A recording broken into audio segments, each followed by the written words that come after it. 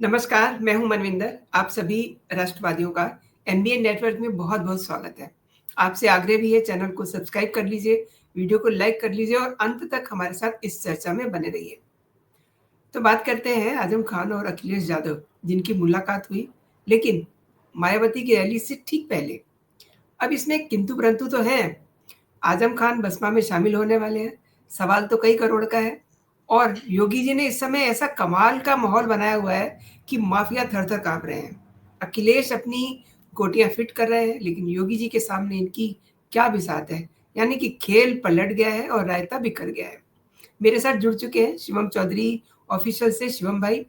शिवम जी बहुत-बहुत स्वागत है आपका। जी, नमस्कार। धन्यवाद। नमस्कार।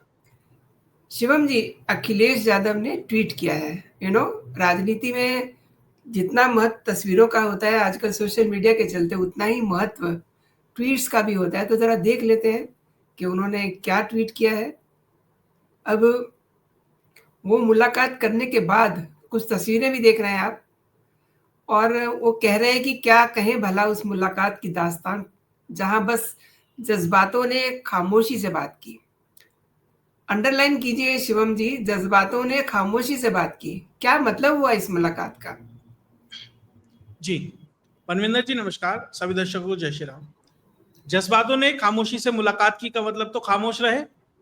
जो ये बात बुलवाना चाह रहे थे, जो ये पूछने चाह रहे थे आजम खान से, आजम खान ने वो बात बोली नहीं, वहां खामोशी रही। इसका तो मतलब यही बनता है। जी। और जो जो शब्द ये चाहते थे आजम खान के मुंह से निकले, वो नहीं निकले। या वो जैसे मनमोहन सिंह ने कहा था ना, मेरे हजारों जवाबों से अच्छी मेरी खामोशी है। तो ये जो हजारों जवाब ये वहां लेना चाह रहे थे, वहां तो खामोशी ने हाथ मुंह लगी है। और क्यों ना लगे। देखिए, एक व्यक्ति है जिसके ऊपर 80 से ज्यादा केस अलग अलग धाराओं में, अलग अलग मुकदमे उसके ऊपर लगते हैं, उसके खुद के क्रियाकलाप की वजह से लगते हैं। वो व्यक्ति आपकी पार्टी का सबसे बड़ा नेता है और आपका सबसे बड़ा, मुसलमानों के हिसाब से सबसे बड़ा नेता है। और आपके हिसाब से जो पूरा का पूरी आपकी राजनीति का नैरेटिव है वो ये है कि जो योगी सरकार है उसने सारे मुकदमे फर्जी लगवाए हैं। तो दो चीजें थी, आपको आजम खान के साथ खुल के खड़ा होना था, ये दिखाने के लिए कि भाई ये मुसलमानों का सबसे बड़ा नेता है और हम इसके साथ खड़े हैं और हम मुसलमानों की पार्टी है, यादवों की पार्टी है, या जिसकी भी, अब तो पीडीए जिसकी भी पार्टी है, तो कम से कम उस नेता के साथ खड़ा होना था और ये दिखाना था कि योगी के सारे मुकदमे फर्जी हैं। है नहीं है वो एक अलग बात है, वो मेरिट पे कोर्ट तय करेगी।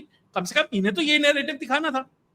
लेकिन अखिलेश यादव के साथ दिक्कत क्या है ना, कि 11 बजे उठेंगे, 12 बजे बाहर निकलेंगे तैयार वैयार होके, तब तक आधा दिन हो जाता है, तब तक योगी जी 2-4 मुकदमे और लाद देते हैं। अब ये कुछ कर पाने की स्थिति में होते नहीं है। और दिक्कत क्या है इन जैसे राजनेताओं की, इनकी जो घड़ी है वो मतलब एक तरीके से जो इनकी भागा दौड़ी है वो चुनाव से 6 महीने पहले ही शुरू होती है। वो तेजस्वी हो, अखिलेश हो, उद्धव हो, कोई भी हो, चुनाव से 6 महीने पहले ही नेता बनते हैं। योगी है, मोदी है, ये सब लोग क्या है, 24 घंटे वाले नेता है। अब क्योंकि आजम खान कई साल, अब तो सालों साल तक वो जेल में रहे, उनका पूरा परिवार जेल में रहा, बेटा जेल में रहा, पत्नी जेल में रही। अखिलेश यादव एक बार भी मुलाकात करने नहीं गए। उन्होंने ये भी कहा कि हम जाना चाहते थे लेकिन मुलाकात नहीं हो पाई। अरे क्यों नहीं हो पाई? वो इतना मुश्किल काम है?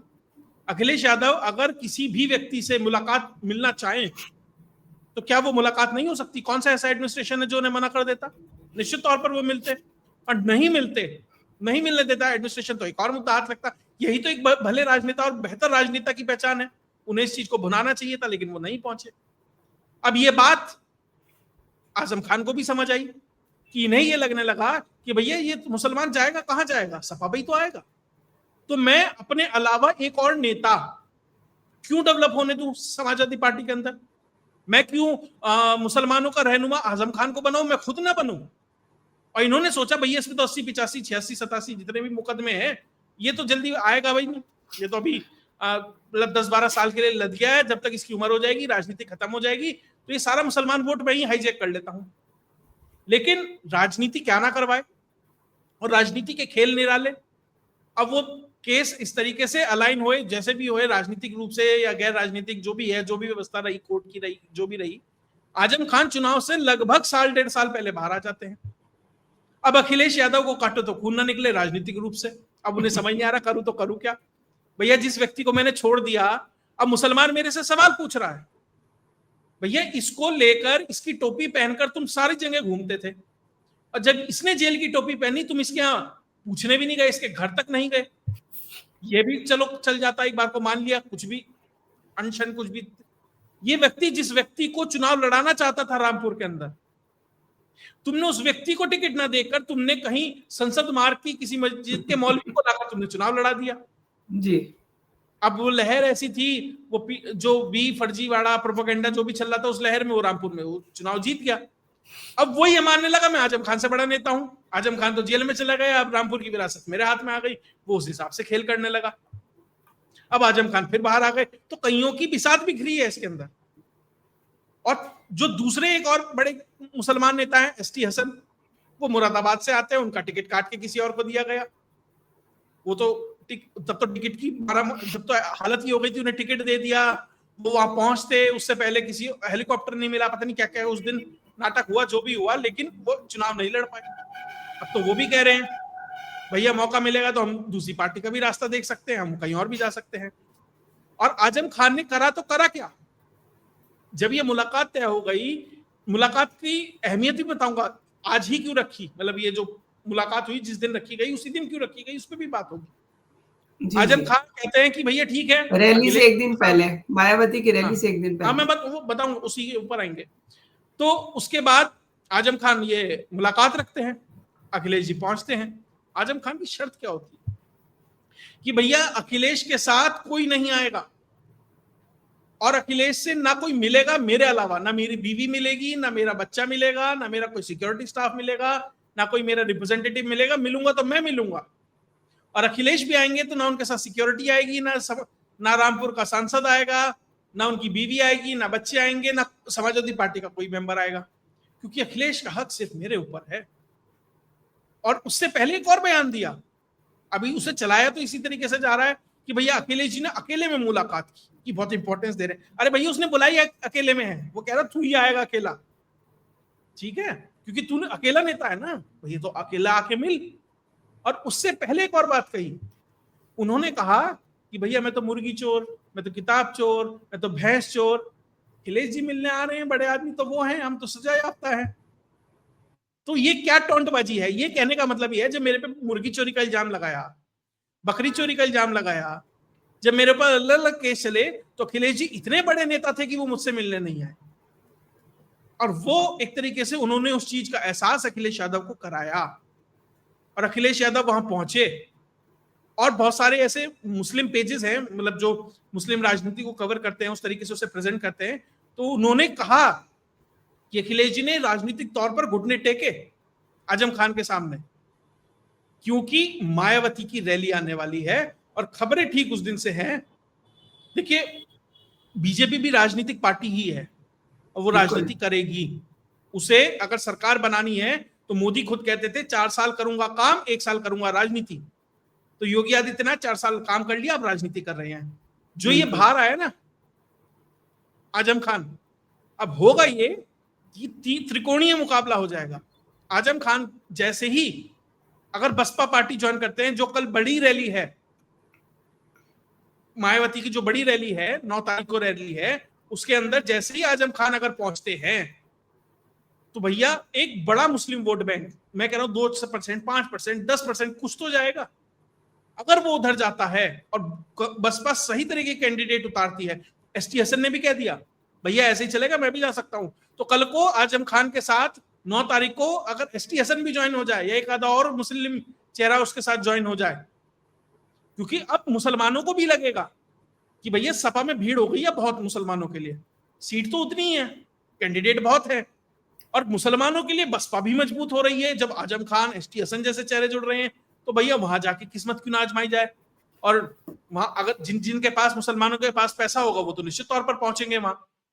तो ये जो त्रिकोणीय मुकाबला हो जाएगा, और अखिलेश यादव की प्लेट में से अगर मुसलमान वोट 5, 7, 10% भी मायावती खींचने में कामयाब रहती है अपने वोट बैंक के साथ, जो पीडीए का नारा है, तो पूरा पीडीए ही धराशायी होता चला जाएगा। फिर देखिए खेल क्या होता है। और इसी डर से अखिलेश यादव आजम खान के द्वार पहुंचे, आजम खान से मुलाकात हुई, लेकिन जज्बातों में बात हुई, खामोशी वहां बनी रही। सही कहना है, लेकिन पेच बहुत सारे हैं शिवम भाई। अखिलेश यादव ने एक-एक करके उत्तर प्रदेश की अलग-अलग पॉकेट्स जो थी, आपने मुस्लिम लीडरशिप की बात की ना, तो उस लीडरशिप को तो उन्होंने खत्म कर दिया। लाइक अंसारी को देख लीजिए, अतीक अहमद को देख लीजिए। अब आजम खां थोड़े दीवार से सट के खड़े हुए हैं, तो क्या आजम खां को इस बात का एहसास हो रहा है? इसीलिए वो मायावती के लिए सोच सकते हैं या अपनी पार्टी बना सकते हैं, या फिर मतलब एनीथिंग कैन बी हैपन। देखिए, दो चीजें हैं। पहली बात, मुख्तार अंसारी अतीक अहमद को आजम खान से कंपेयर करना थोड़ा सा मुझे लगता है कि सही नहीं होगा। कारण वो अपराधी थे, बड़े लेवल के हिस्ट्री शीटर, बड़ा स्तर था, और उन्होंने उस अपराध को लेजिटिमाइज करने के लिए राजनीति को ज्वाइन किया, और वो खुले तौर पर उस चीज को प्रदर्शित करते थे, अपने अपराध को। लोग डरते थे, भय था। आजम खान राजनेता थे और उसका इस्तेमाल करके, हाँ कुछ अपराध किए होंगे शायद, इसलिए इतना केस है, लेकिन वो उस लेवल के हिस्ट्री शीटर टाइप नहीं है, कम से कम। हाँ अपराधी हैं, कम से कम जो केस चल रहे हैं उस हिसाब से तो वो है, वो एक अलग कंडीशनिंग है। वो बाहुबल का इस्तेमाल करके पार्टी को सपोर्ट करते थे, पार्टी को हेल्प करते थे। वो अखिलेश यादव की जो ताकत थी उसे योगी आदित्यनाथ ने कम किया। इनका खुद का एक और है, वर्चस्व है, कम से कम अपने गृह क्षेत्र में, रामपुर में और उस तरीके से। और जब ये समाजवादी पार्टी के साथ मिल जाते हैं तो ये एड ऑन हो जाता है और इनका वर्चस्व बढ़ जाता है। दूसरी चीज, आपने कहा कि ये अपनी पार्टी बना सकते हैं। देखिए, अगर ये अपनी पार्टी बनाएंगे तो इनका ओवैसी वाला हाल हो जाएगा। ओवैसी बेहतर वक्ता है, बेहतर प्रेजेंटेशन है, तो वो इसलिए पैन इंडिया, थोड़ा मीडिया भी उसे लाइक करती है। लेकिन आजम खान की वैसा ऑरा नहीं है मीडिया फ्रेंडली, तो अपनी पार्टी बनाकर सिर्फ मुसलमान वोट बैंक पर रेस्ट्रिक्ट हो जाएंगे, और मुसलमान भी ये सोचेगा कि भैया ये तो वोट कटवा है, वोट काट लेगा, क्योंकि हमारे अलावा इसे कोई वोट देगा नहीं, और हम इसे वोट देंगे तो समाजवादी पार्टी कमजोर हो जाएगी और बीजेपी को जीतने में मुश्किल होगी। तो अपनी पार्टी बना के भी नुकसान है। फायदा वहां है जहां मुसलमान वोट के साथ साथ इन्हें और एड ऑन वोट मिले। ये ऐसी जगह जाएंगे, और उसकी पूर्ण संभावना है कि बसपा में जाए। फिर मुसलमान ही देखेगा भैया इस सीट पे बसपा हरा सकती है कि सपा हरा सकती है बीजेपी को। तो हो सकता है कि कुछ सीटें ऐसी हों जहां बसपा को वोट मुसलमान दे, वहां खेल होएगा। अगर 50 सीट भी ऐसी निकल के आ गई जहां मुसलमान ने ये सोचा भैया ये वो सीटें हैं जहां बीजेपी हार सकती है, हम वोट देंगे, और वहां वोट कटेगा, तो फिर खेल हो जाएगा। इसमें एक और चीज है, बसपा को उस तरह के कैंडिडेट भी देने पड़ेंगे, मजबूत कैंडिडेट अपनी जगह के। बहुत पार्टियां क्या करती हैं, मान लीजिए सपा में 2 कैंडिडेट हैं जो वोट टिकट मांग रहे हैं, ए कैंडिडेट को मिल गया, बी को नहीं मिला, तो बसपा जैसी पार्टियां समाजवादी पार्टी के उन बी कैंडिडेट को कहेंगी हमारे यहां से आके तुम वो टिकट ले लो। फिर देखिए खेल क्या होगा। और कुछ इसी तरीके से राजनीति अगर होती है आने वाले समय में उत्तर प्रदेश के अंदर, तो सपा को नुकसान हो सकता है। जिस घोड़े पर सवार होकर अखिलेश यादव भाग रहे थे ना, एक बार बताइए, उत्तर प्रदेश की सबसे बड़ी पार्टी है लोकसभा में, और आप एक आदमी के सामने जाकर राजनीतिक रूप से घुटने टेक रहे हैं, तो कितना डर और खौफ होगा उस व्यक्ति का। दिक्कत क्या है ना, उस व्यक्ति को इतना कुछ पता है और जबान पे कंट्रोल नहीं है, वो मतलब इशारों इशारों में क्या बात कह दे और कहां कह दे। भैया जिस व्यक्ति ने ये कहा ना तुम तनखैया हो, और हालत ये हो गई हो वो तनखैया गिरफ्तार करके ले जा रहे हो, और उसके बाद तुम्हारा जो सबसे बड़ा सपोर्ट सिस्टम है तुम्हारे साथ ना खड़ा हो, अखिलेश यादव और पार्टी, तो दिल में बहुत चुभती है कोई भी आदमी हो। और पूरा का पूरा बदला आजम खान उस चीज का लेंगे। ये बुलाया भी ऑप्टिक्स के चक्कर में था, और अगर मायावती, मैं जरूरी नहीं कह रहा कि जो रैली है 9 तारीख को उसमें ही ज्वाइन करेंगे, हो सकता है कि समय देखकर बाद में करें, जो भी है जिस भी तरीके से हो सकता है, संभावनाएं सब कुछ है। तो अगर ये होता है तो अखिलेश यादव के लिए एक बहुत बड़ा ब्लो होगा, क्योंकि मैं कम से कम जहां मैं रहता हूं वहीं के कम से कम 100 से ज्यादा मुसलमानों को मैं जानता हूं जो समाजवादी पार्टी के बड़े नेता हैं या उसके कार्यकर्ता हैं, उनके यहां अखिलेश की फोटो है तो आजम खान की फोटो भी टंगी होती है। तो उस कैडर में कितना नुकसान जाएगा आप उस चीज को नहीं समझ सकते।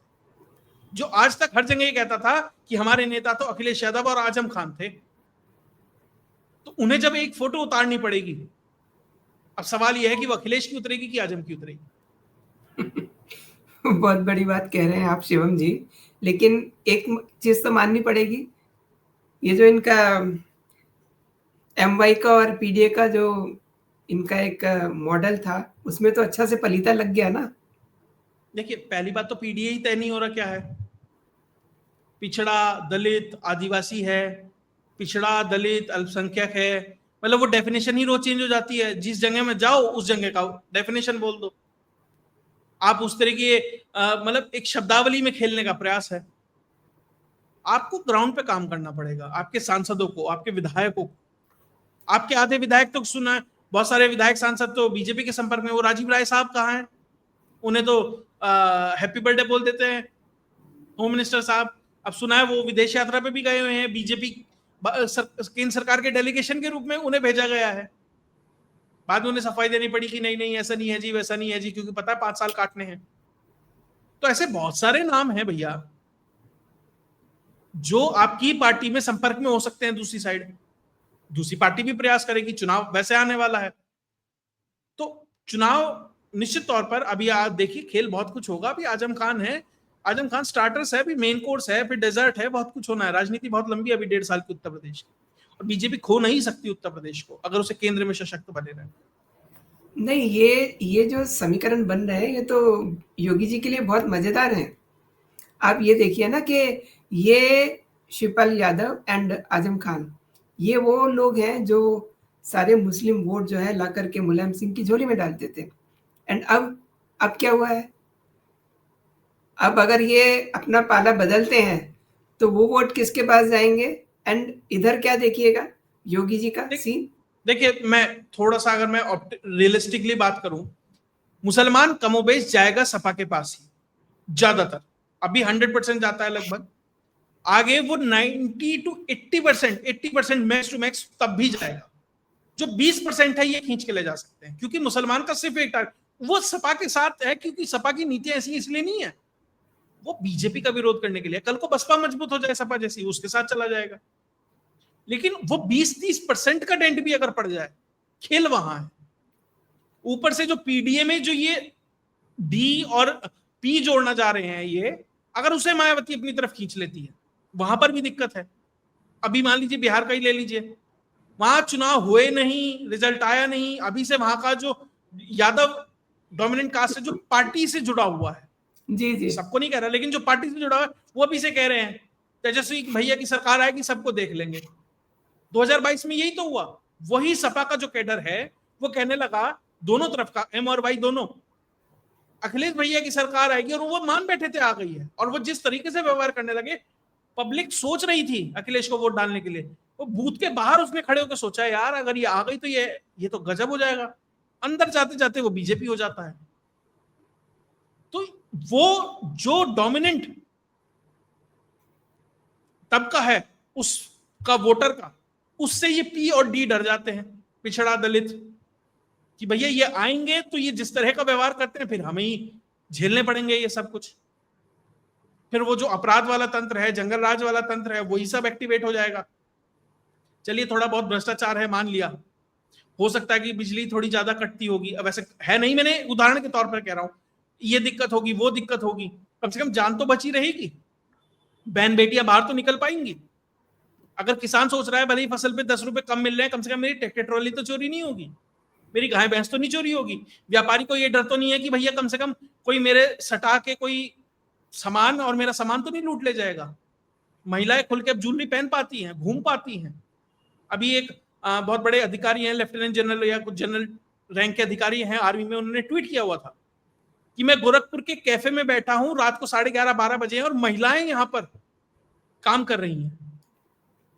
तो आप ये देखिए, कम से कम वो कोई कानून व्यवस्था उस तरह की तो दी होगी कि गोरखपुर के कैफे में रात को 11:30-12 बजे महिलाएं काम कर रही हैं। बस वही चीज है, वही जंगल राज है, वही डर है जो सारा खेल पलट देता जी। कई सारी चीजें शिवम भाई निकल के आ रही हैं। मतलब कुछ दिन पहले ही मायावती से इनकी पत्नी मिली थी, लेकिन जो मुलाकात होती है अखिलेश यादव से, उस समय उन्होंने अपनी पत्नी को वहां मौजूद नहीं रखा, उनका नहीं, बेटा भी वो मौजूद नहीं। देखिए, वो तो उन्होंने ये सोचा होगा ना, भैया इससे मैं अपने घर वालों को ना मिलाऊं। एक तरीके से ये दिखाने का प्रयास है कि भैया मैं अपने घर वालों को भी तुमसे दूर रखता हूं, मैं कुछ और कहना चाह रहा हूं, थोड़े शक शब्द हो जाएंगे, मैं वो नहीं कहना चाह रहा, कि उस परछाई से भी बचाना चाहते हैं, ये मैसेज है। और दूसरी बात, मुलाकात होती है पत्नी की मायावती की, ऑप्शन तलाशता है नेता, बात करने गई होंगी, भैया आप हमें क्या दे सकते हैं और हम आपको राजनीतिक रूप से क्या दे सकते हैं, कौन सा पद देंगे, कौन सा ओहदा देंगे, कितनी सीट देंगे, कितने कौन कौन सी सीट पे हम अपने लोग लड़ा सकते हैं। तो बहुत चीजें होती हैं जो बातचीत चलती है, नेगोशिएशन लंबे दौर पर चलती है। अगर वो चीजें कामयाब हो जाती हैं तो निश्चित तौर पर, इसलिए मैंने कहा जरूरी नहीं है कि 9 तारीख को ही हो सकता है 9 में हो जाए, हो सकता है बाद में हो, लेकिन वो और प्रेशर भी तो होता है ना। मान लीजिए उन्होंने अपनी पत्नी को मायावती के पास भेज दिया, आए ना अखिलेश भागे भागे, हो सकता है उन्हें चाहिए समाजवादी में ही हो, लेकिन अपनी पत्नी को वहां भेज के इनके ऊपर प्रेशर बना दिया, अखिलेश जी आ गए, चलो वही गाड़ी स्टार्ट करो, डालो तेल, मारो गियर, पहुंचो वहां, इसलिए आए हो। तो राजनेता यही होता है, अखिलेश यादव और कुछ नहीं। इतनी ही राजनीति अगर आजम खान से सीख ले तो बहुत कुछ कामयाबी की तरफ बढ़ जाए। ये नेपो किड्स जो है ना, नेपो किड नेता जो है, ये कुछ सीखने के लिए तैयार नहीं होते, एंड ये एक लंबी बहस का विषय है। लेकिन एक और नेपो किड है बिहार वाले, वो कह रहे हैं कि 2 सीटों से लड़ेंगे। व्हाई? उन्हें कॉन्फिडेंस नहीं है अपने ऊपर। ऐसा नहीं है कि नेपो किड नाकामयाबी होते हैं, कामयाब नेपो किड भी होते हैं, ऐसा नहीं है, लेकिन वो किस तरीके से आपने अपने बेटे को वो राजनीतिक परिवेश दिया है, परवरिश दी है, साथ ही क्या व्यक्ति में खुद कोई टैलेंट गॉड गिफ्टेड है, वो बहुत इंपॉर्टेंट होता है। जी, अब सवाल था आपका कोई? मैं तेजस्वी यादव की बात कर रही थी, उन्होंने कहा है कि 2 सीटों से लड़ेंगे, क्या मतलब हुआ इसका? जी देखिए, पहले तो वो राघोपुर से चुनाव लड़ते थे, वहां से विधायक थे, तो उनके जो भाई हैं वहां बाढ़ आ गई थी, उनके भाई हैं तेज प्रताप, वहां पहुंच गए नाव में, शर्ट का बटन वटन खोल के, सोने की चेन पहन के, अरे तुम्हारा विधायक तो आया नहीं, मैं आया हूँ, लो पैसे मेरा करो प्रचार, मेरी पार्टी का करो प्रचार। मतलब वो खुली बैटिंग कर रहा है, वहां फ्री हिट चल रही है। अब उन्हें दिख रहा है कि देखिए एक अब क्या होगा ना, अब बीजेपी के और एनडीए के हाथ भी एक चीज लग गई है, वो भी कहेंगे, वो भी नारा देंगे जो मोदी के लिए देते थे, कि जो मोदी से डरता है 2-2 सीट पे चुनाव लड़ता है। अब तेजस्वी के लिए भी वही सिचुएशन आ जाएगी, फूल पर आसर करके शायद सीट है, उससे वो चुनाव लड़ेंगे, वहां से कर्पूरी ठाकुर लड़ते थे, एक लेगेसी क्रिएट करने का भी प्रयास है। ठीक है, अगर आपको लगता है अनकंफर्टेबल है, या आप चाहते हैं कि उस रीजन के अंदर भी मैं जाऊं चुनाव प्रचार करूं तो मेरा एक तरीके से इन्फ्लुएंस होगा, लेकिन आप 2 सीटों में बढ़ जाएंगे, कहां कहां प्रचार करेंगे आप? स्टार प्रचारक अपनी पार्टी के अकेले स्टार प्रचारक है, क्यों? तेज प्रताप साथ नहीं है, मीसा भारती साथ नहीं है, वो रोहिणी आचार्य साथ नहीं है, पिताजी बीमार हैं, तो बचा कौन आपकी पार्टी का स्टार प्रचारक? आपको अकेले लड़ना है। आप 2 सीटों पे भी चुनाव प्रचार करेंगे, आप फिर जाकर पूरे राज्य में भी चुनाव प्रचार करेंगे, तो कहां कहां करेंगे? तो ये तो अब तेजस्वी के लिए ज्यादा मेहनत बड़ा काम हो गया है। जिसने भी ये सलाह दी है, शायद वही नहीं चाहता कि तेजस्वी यादव सरकार बनाए और मुख्यमंत्री बने, क्योंकि अब उन्हें पहले 2 सीट पर चुनाव प्रचार करेंगे, ये पूरे बिहार में चुनाव प्रचार करेंगे, इसमें भी फंसना। जी सही बात है, उनकी बेटी ने उनको अपनी किडनी दी है और देखिए उनका कहीं नामो निशान नहीं है, ये खुद ही सारी प्रोफाइल को हैंडल कर रहे हैं। शिवम जी, आपने मेरे शो के लिए समय निकाला और मेरे दर्शकों को कई महत्वपूर्ण विषयों पे जानकारी दी, और जो दर्शक हमारे साथ जुड़े हैं उनका भी बहुत बहुत धन्यवाद। अभी के लिए इतना ही। जय हिंद, जय भारत। जय हिंद। जय